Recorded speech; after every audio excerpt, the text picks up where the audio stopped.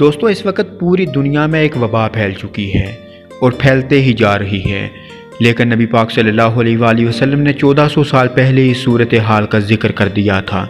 صحیح بخاری کی حدیث نمبر 3176 میں رسول پاک صلی اللہ علیہ وآلہ وسلم نے قیامت کی 6 نشانیوں میں سے ایک نشانی یہ بتائی ہے کہ تم میں شدت سے ایک وبا پھیلے گی، جیسے بکریوں میں طاعون پھیل جاتا ہے۔ اسی طرح مسند احمد کی حدیث نمبر 12893 میں قیامت کی 6 نشانیوں میں سے ایک نشانی یہی بتائی ہے کہ بکریوں میں موت کی وبا کی طرح انسانوں میں ایک وبا پھیلے گی اور ان کی باکثرت اموات ہوگی۔ پھر مشکات شریف کی حدیث نمبر 5420 میں بھی یہی بات درج ہے۔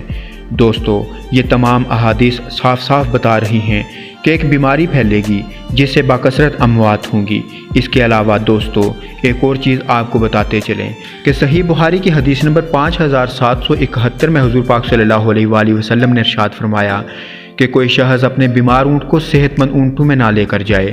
اس حدیث کا صاف صاف اور واضح مطلب یہ ہے کہ اگر کوئی بیماری پھیلے تو بیمار لوگ صحت مند لوگوں سے الگ رہیں۔ آپ اندازہ کریں کہ 1400 سال پہلے ہی ایک حدیث ہمیں واضح ہدایت دے رہی ہے۔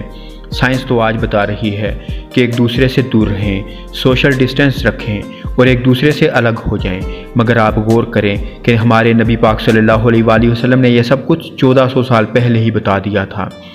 اس کے علاوہ صحیح بخاری کی حدیث نمبر 593 میں ذکر ہے کہ قیامت تب تک قائم نہ ہوگی جب تک حج بیت اللہ نہ رک جائے۔ آپ لوگ اندازہ کر لیں کہ یہ ساری چیزیں پوری ہوتی نظر آ رہی ہیں کہ عمرے پر بین لگ چکا ہے اور حج بیت اللہ بھی موقوف ہونے جا رہا ہے۔ اور دوستو اس وقت ایران کی صورتحال دیکھ لیں، کہا جا رہا ہے کہ کئی لاکھ لوگ مر سکتے ہیں۔ امریکہ اور خاص کر اٹلی کی جو صورتحال ہے وہ بھی ہم سب کے سامنے ہے۔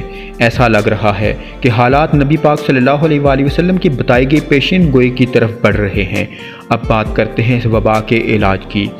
نبی پاک صلی اللہ علیہ وآلہ وسلم نے فرمایا کہ کلونجی میں موت کے علاوہ ہر بیماری کی شفا موجود ہے۔ تو اگر اس حدیث پر عمل کیا جائے اور کوئی ایسی ویکسین تیار کر لی جائے جس میں کلونجی کو بھی شامل کیا جائے تو بات بن سکتی ہے، مگر مسلم ممالک کے پاس اس قدر وسائل نہیں ہیں کہ وہ یہ کام کر سکیں۔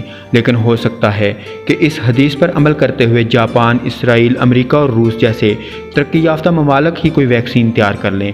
بہرحال ہم دعا کرتے ہیں کہ اللہ تعالی ہمیں اس وبا سے محفوظ رکھے اور جو لوگ اس وبا میں مبتلا ہیں ان کو صحت یابی نصیب فرمائے۔